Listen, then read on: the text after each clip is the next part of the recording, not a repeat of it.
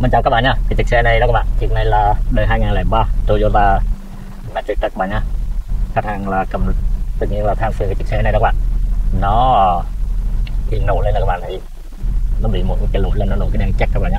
Và hiện bây giờ cái máy rất là rung giật các bạn.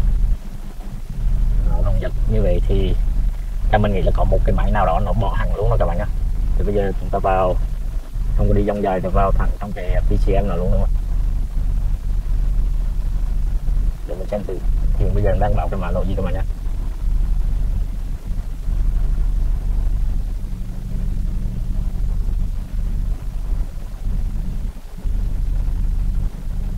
Đây các bạn thấy hiện bây giờ là mình có cái động cơ là máy số 4 bỏ máy đó các bạn, và cái mã lỗi là 7070 này thì cái mã lỗi này là chủ xe người ta cho biết rằng là nó đã có từ lâu rồi các bạn. Bây giờ cái việc của mình là chỉ sửa cái gọi là lỗi bỏ máy của máy số 4 này đó các bạn nhé.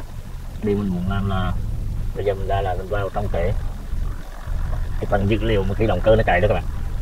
Cái việc mà xem cái dữ liệu data này đó các bạn, thì các bạn học lâu ngày, làm việc lâu ngày rồi thì các bạn sẽ có kinh nghiệm và nó sẽ giúp cho mình rất dễ chọn cái xu hướng mà chẩn đoán bệnh cái trên các bạn. Rồi bây giờ mình chọn cả 4 máy các bạn nhé.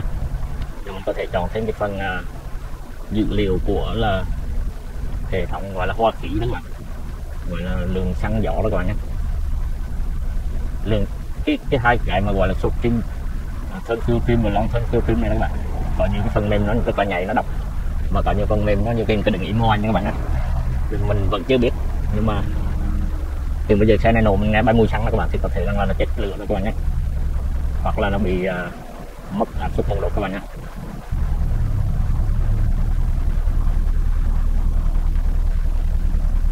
Rồi các bạn thấy hiện bây giờ là cái máy số 4 nó đang đếm lên tới là 40, 46 đó các bạn, 53, 59, 45, 71. Và các bạn thấy cái phiêu trim hiện bây giờ là long thân phiêu trim đó các bạn, là nó 7% các bạn, gần 8%, là cái máy gần 8% cái PGM là muốn tòng xăng thêm cho cái động cơ đó các bạn, thêm 8% nữa các bạn nhé. Thì cái điều đó mình cũng không thể nói lên được cái gì về cái vấn đề phiêu trim này. Nếu mà nó mất xăng đó các bạn, thì là cái PCM nó thấy cái động cơ khi nổ mà cái lượng gió nó nhiều quá, lượng oxy đi qua con cảm biến oxy đó các bạn, thì nó cộng thêm xăng các bạn nha. Nhưng mà trường hợp không nổ được với cái lượng xăng gió vào buồng đốt bình thường đó các bạn, nhưng mà đằng nào thì cái con cảm biến nó thấy cái lượng oxy vẫn nhiều hơn, nó vẫn cộng các bạn nhé. Thì bây giờ mình có cái máy số 4 đang đếm liên tục như vậy là bỏ máy hẳn rồi các bạn. Bây giờ việc là chúng ta ra ngoài động cơ xem thử mình tìm được cái gì ngoài đó các bạn nhé. Và mình có cái chiếc xe này nữa đó các bạn. Cái chiếc xe này hiện bây giờ là nó bị overheat, gọi là bị lấp bế đó, và các bạn nóng máy các bạn nhé. Thì mình đang mở cái nắp kẹt nước, cái nắp của bình nước ra các bạn. Cái loại này là nó không có cái nắp trên cái kẹt nước, mà nó có cái nắp thẳng vào cái bình này luôn. Cái bình này nhựa rất là dày các bạn nhé. Thì mình phát hiện là nó bị khô bị cạn cái nước làm mát đó các bạn. Và khi mình kiểm tra đó là các bạn thấy cái xe này nó bị chảy cái nước làm mát lâu ngày đó các bạn thấy trên phần trên đó là nước hết các bạn nhé. Rồi như vậy là mình đã kiểm tra xong là nó bị rò rỉ cái bơm nước đó các bạn. Đây các bạn thấy một cái ước mơ của con người là nếu như được làm việc bên này, tất nhiên là gọi là hồ biển như Tôn Ngộ Không đó các bạn. Nếu mà sáng ra là có mặt ở bên này, làm việc xong rồi là chiều về bên Việt Nam mình quay hưởng thụ cái cuộc sống các bạn nhé. Là làm gì làm cho ra vỉa hè rồi ngồi nhậu nhẹt bạn bè anh em sáng cà phê đã, rồi bắt đầu cái hồ biển qua bên này các bạn. Các bạn thấy chiếc xe này á, là mình ra thử cái phần mà các bạn thấy cái chiếc này là đời 2018 là Jeep Cherokee nha các bạn. Tất nhiên cái khu vực này là khu vực mình ở tất cả, tất nhiên là các bạn thấy water pump replacement. Các bạn thấy cái giá này là cái giá của những cái gara ở đây, nó lấy tiền của khách nha các bạn, từ 1048 đô cho tới 1215 đô đó các bạn. Tất nhiên là các bạn thấy như vậy thì nếu như mà mình làm gọi là uy tín hơn những người ta thì chỉ có việc thôi nha các bạn. Mà nếu như mà sáng ra mà có mặt bên này làm, mà chiều về bên Việt Nam mình ở đó các bạn, để tối lại chiều lại là gặp bạn bè rồi hưởng thụ cuộc sống, là cái ước mơ đó của anh còn hơn là tiền này các bạn nha. Thì mình nói như vậy là các bạn thấy mấy chục triệu mà chỉ có thay một cái bơm nước thôi đó các bạn. Thôi mình chỉ nói phần cho vui vậy thôi các bạn nha, thì cái này là nó không liên quan trong cái video hôm nay. Các bạn thấy cái động cơ của chiếc xe này là 4 máy đó các bạn, mà cái phần đầu của cái động cơ là đằng này, và bên kia là cái hộp số nha các bạn. Thì bây giờ các bạn thấy nó dễ cho mình cái là ở đây nó chẳng còn cái con ốc vít nào để giữ cái này hay các bạn, thì nó chỉ lấy ra mà thôi. Thì như các bạn biết rồi, cái động cơ này tất nhiên cái máy mà phần đầu máy là luôn luôn là máy số 1 các bạn, tức là máy số 1, số 2, số 3, số 4 các bạn nhá. Mà trong trường hợp này mình có cái máy số 4 thì là bỏ máy chết toàn bộ đó các bạn.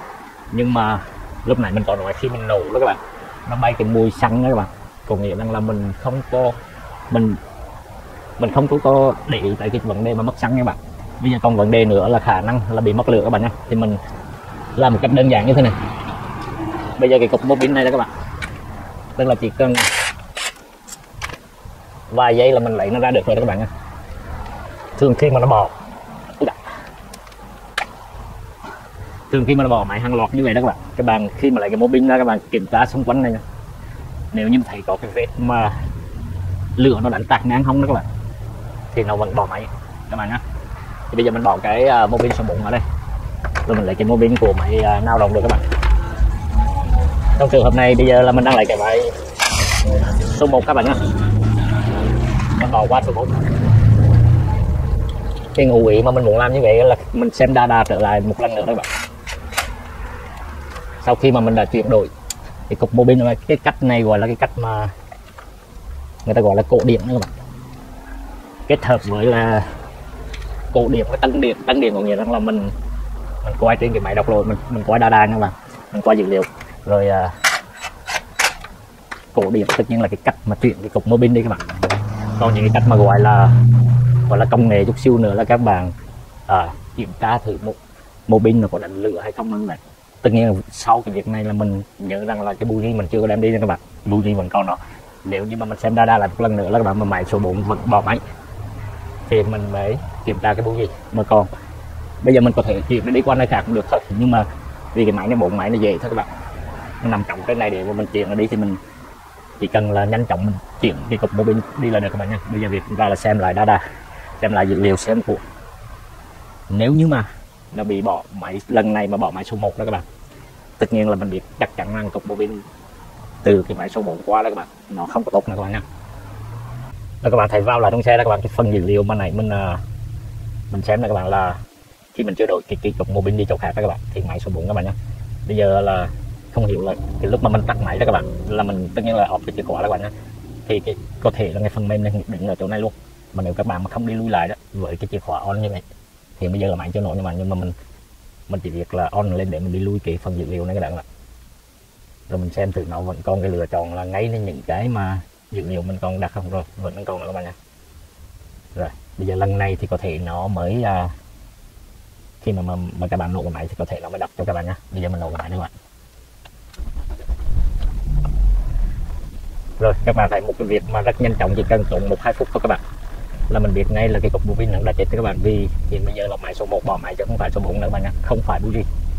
Như này ngoài xe là mình nói với các bạn là mình chưa có đem cái buji đi. Nếu như bây giờ mà cái máy số 4 vẫn đến bỏ máy đó các bạn, lúc đó mình mới kiểm tra buji, rồi mình kiểm tra cái gì nhỉ, cái áp suất 4 độ rồi sau đó các bạn. Mà bây giờ là sau cái bước này cái lỗi bỏ máy nó chạy qua bên số 1 nó nằm rồi đó các bạn, có nghĩa là cái xe này xong cái chẩn đoán các bạn và chỉ có thay cái cục mô pin là xong các bạn nhé. Và bây giờ các bạn xem video của mình, nếu như mà các bạn cảm thấy video có hữu ích, nếu các bạn thích video hay là thích sau này mình đăng ra những cái video về sau để các bạn được tìm theo dõi, các bạn cho mình một like, comment góp ý cho mình và nhớ đăng ký kênh để mà tìm theo dõi sau này mình tải lên những cái video mới nha các bạn. Rồi cái chiếc xe này cũng nghĩa là xong rồi các bạn, rất đơn giản, rất nhanh chóng, làm theo vấn đề mà làm lâu ngày rồi các bạn. Khi mà các bạn gặp bỏ máy như vậy chuyển cục khôi trước, tại sao mình không kiểm tra xăng là vì mình nghe ban mùi xăng rồi. Như vậy là xe này xong trận rồi các bạn. Và cái video này đến đây chấm dứt được rồi các bạn nha. Cảm ơn các bạn đã xem video. Bye bye.